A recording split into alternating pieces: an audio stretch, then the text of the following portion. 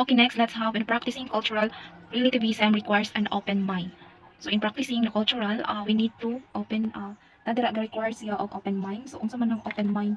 So dapat open mind ka sa ug unsa dito ang ilaang mga heritage, kung unsa magali mo malunggan or imo makita dito sa lain nga lugar, and willing ka mo consider and adapt ang mga new values and norms. Sa dining dapat na to i-open mind and willingness, ang willing na to siya i-adapt ang ilang mga new values. Sa dining values, when we say values, mo ni siya ang mga this is the beliefs that we have about what is important and also the right and wrong. So sa ila ang mga ginatuan dito nga mo ni dapat ang mali, mo dapat ang tinuod. So we need to adapt that one. And also the norms. Unsa man ilang mga norms dito sa ilang mga rules. Mo na ilang inyo ang dapat i-consider usually kung kuan gusto mo mag-abroad, diba? So, lahi ang ilaang cultural dito, dapat din yung i-open mind and willingness mo adapt just because, na naman mo dito. So, lahi man tao culture diri sa Philippines. Next, we have cultural moral relativism. Is the theory that moral judgment or truth are relative to culture. The next, culture unifies people in ways that only those who are belong in society understand. So, when we say, okay, when we say cultural moral relativism, that is acceptable to share with others. Just like sa kuan kanang adto mo sa laing country, so you need to accept unsa ila ang mga heritage dito. And then when we say unifies people, that is causes people unite, na sila unity no and understanding. Next we have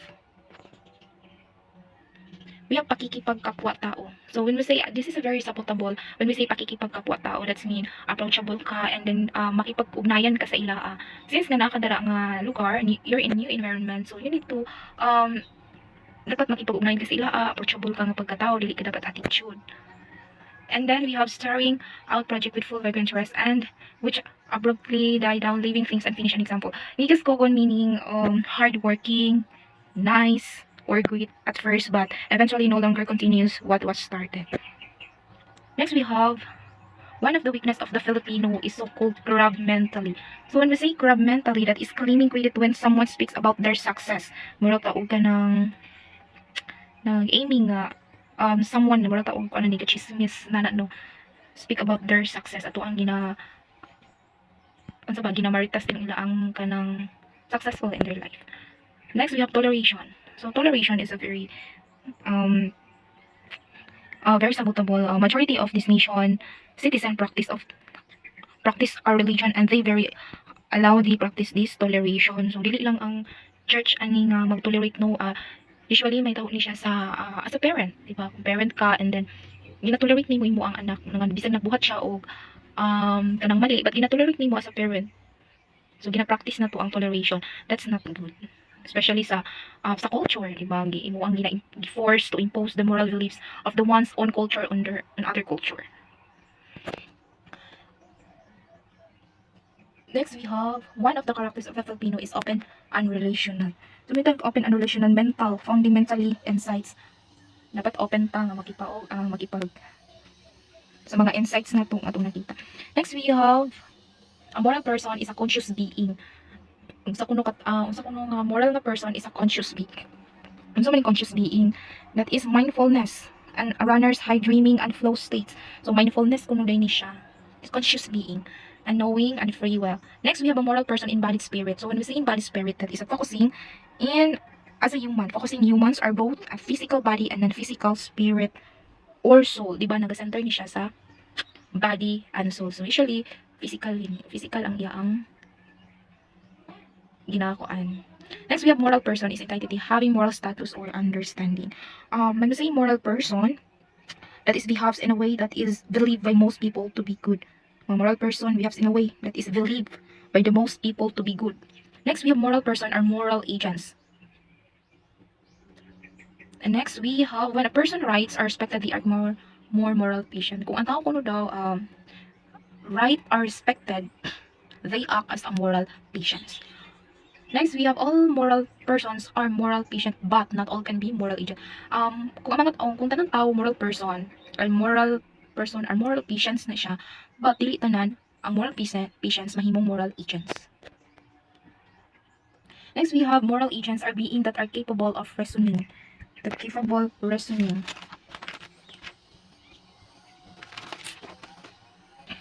Capable for reasoning that is political may say that if they are elected, then poverty will decrease. Mura siya og ganang election, di ba? So naamoy na sila plataporma nga if you both ang amo ang parties na amo ang grupo, so madatot ang tanan.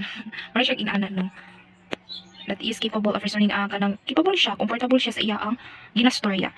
And we have judging and acting. So kung nag-judging siya, acting mura siya og judging or acting nga right or wrong kuno.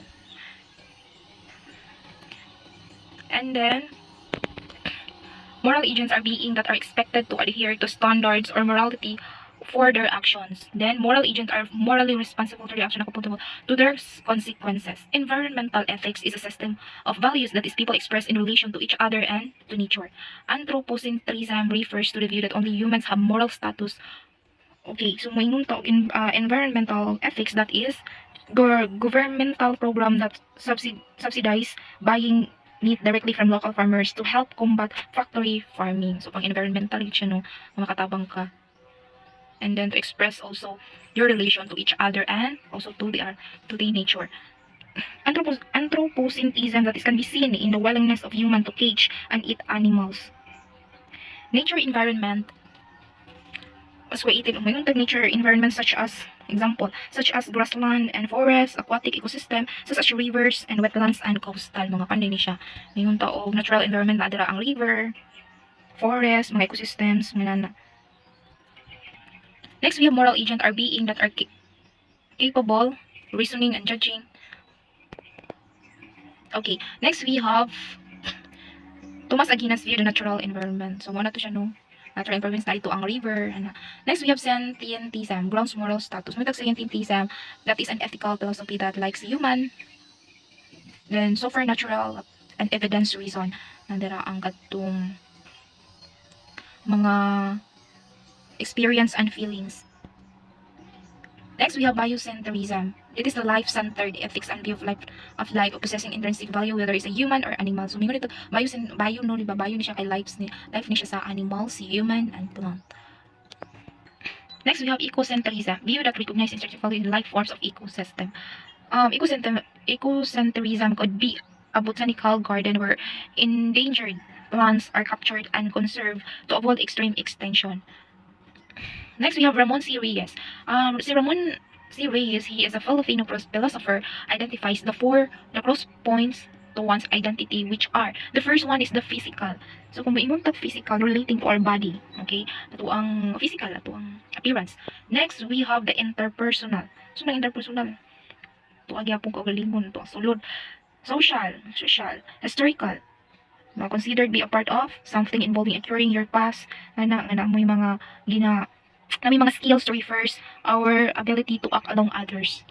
Pwede din mo siya mahimong historical. Next, we have values. Values are anything that can be desired as something chosen from alternatives. Kung yun mag-values, nanagidali honesty, integrity, kindness, generosity, courage, and confidence. So that is a very important for us nga naataan nga values, di ba? Importante kay honest ka. And then we have cultural value. Includes poetry, music, painting, and unique characters important to a culture. So as what I remember, getting cultural value during our TLE days. Di ba naman tuwi ka ng contest of poetry, music, especially painting. Ang painting, di gini siya mawala. And every kanang contest, di ba? And ginapaint nila sa atong team, as well as unsa ka importante ang atong culture. That's all.